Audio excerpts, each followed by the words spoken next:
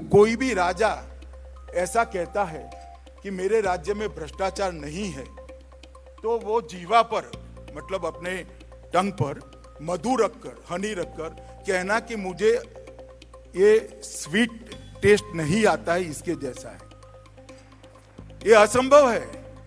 तो राज्य के अंदर भ्रष्टाचार शाश्वत है, वो रहेगा ही, ऐसा कर कर उन्होंने शुरुआत करी है। बाद में उसको पकड़ना कितना कठिन है।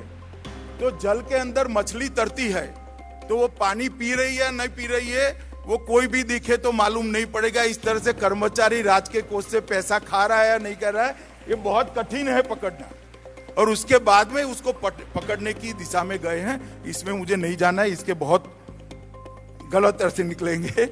परंतु मेरा कहने का मतलब भ्रष्टाचार को भी उस वक्त उन्होंने एड्रेस किया था। मित्रों, भ्रष्टाचार के लिए भी उन्होंने दो प्रकार की बातें करी थी।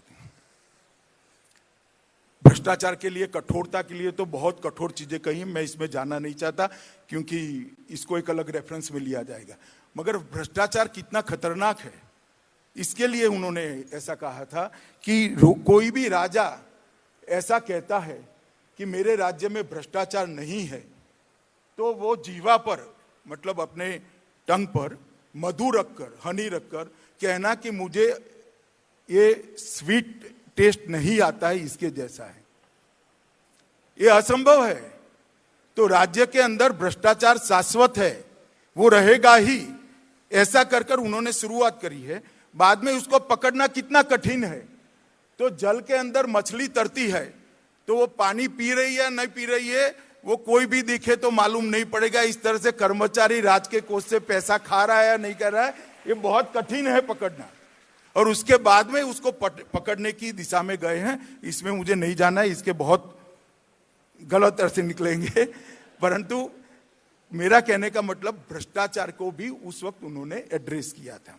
बाद में रेवेन्यू के सोर्स, आज भी ऐसा माना जाता है कि रेवेन्यू के सोर्स के बारे में पश्चिम की कल्पना को भारत ने अडॉप्ट किया है। मगर उन्होंने रेवेन्यू सोर्स अर्थ के लाने की जगह के लिए उस समय की भाषा में लिखा है। मैं आज इसका अर्थ कर कर दिखाता हूं।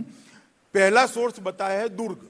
दुर्ग का मतलब द्रव्य है, द्रव्य के कर और विक्रय से जो टैक्स आएगा वो होगा। दूसरा राष्ट्र, मतलब आपकी आय पर जो कर डाला जाता है उससे आएगा। तीसरा खनि, इसका मतलब खनिज से है, जो खदाने हैं उससे जो आएगा, उससे राज्य को संपत्ति मिलेगी। चौथा सोर्स है सेतु, तो वो कृषि को कहते हैं। पांचवा है व्रज, वो पशुपालन के लिए शब्द प्रयोग करा है। और छठा शब्द है वाणिज्य, मतलब व्यापार। व्यापार के अंदर से उस वक्त उन्होंने जो व्यापार करने के बाद टैक्स बनने के बाद बढ़ता है उस पर भी संपत्ति का कर लेना, वेल्थ टैक्स की कल्पना भी उस वक्त आर्य चाणक्य ने कर दी थी। और उन्होंने राष्ट्र को हर चीज में सर्वोपरि माना। उन्होंने विदेश व्यापार की परमिशन देनी चाहिए, विदेश व्यापार के नियम बनाने चाहिए, हर राजा ने विदेश व्यापार को उत्तेजन देना चाहिए।